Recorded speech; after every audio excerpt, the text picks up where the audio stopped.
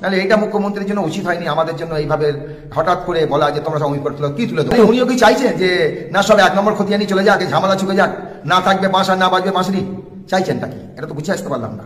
ওনার প্রতি প্রচুর ভরসা করেছিলাম, এটা বুঝতে পারলাম না যে উনি চাইছেনটা কি, যে হঠাৎ করে বলছে অমিত পোর্টালের নামগুলো তুলে দাও।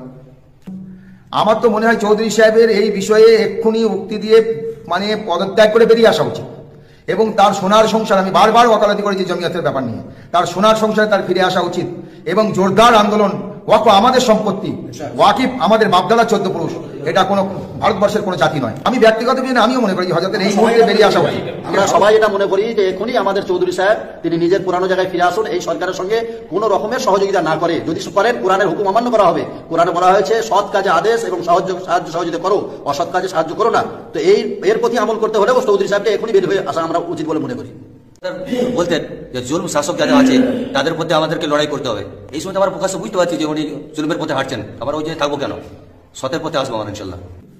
দেখুন, ব্যাপারটা হচ্ছে এই যে আমরা মুখ্যমন্ত্রীর প্রতি প্রচুর ভরসা করেছিলাম এবং আজকে দীর্ঘদিন ধরে ভরসা করে ভোটটা তাকিয়ে দিয়ে এসেছি, কিন্তু উনি আমাদের সঙ্গে বেইমানি করলেন।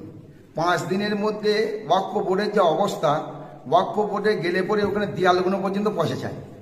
সেই ওয়াকফ বোর্ডে 5 দিনের মধ্যে আমাদের অমিত পোর্টালে নাম আসবে আমার তো মনে হয় না। কেন এমনও আমি বহু জায়গায় ঘুরলাম, ওয়াকফের সম্পত্তিতে যারা মানে মতোয়াল্লি মরে গেছে, গ্রাম থেকে রেজুলেশন হয়েছে মতোয়াল্লি তৈরি করে ওয়াকফ তারা এখনো স্যাংশন দেয়। সেইগুলো কি করে জমা হবে? তাহলে কি সেন্ট্রাল গভর্নমেন্ট কি সমর্থন করার জন্য আজকে পিছিয়ে নিয়ে 5 দিনের মাথায় সব জমা করে দেন? এ তো ছেলের হাতের মুয়া নয় যে চট করে জমা করে দেবে।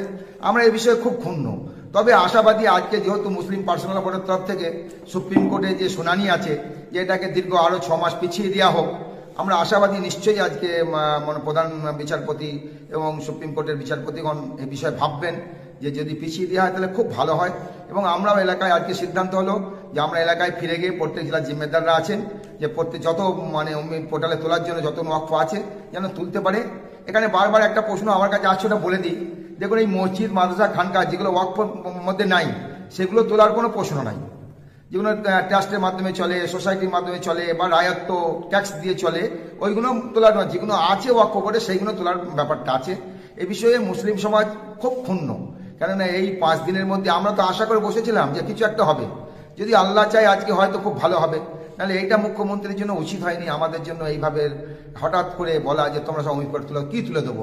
আর এই কয়েকটা দিন বাকি আছে, আপনার হাতে গোনা 3 থেকে 4 দিন, এই 4 দিনের মধ্যে কি উনিও কি চাইছেন যে না সব 1 নম্বর খতিয়ানি চলে যাক, ঝামেলা চুকে যাক, না থাকবে বাঁশ আর না বাজবে বাঁশরি?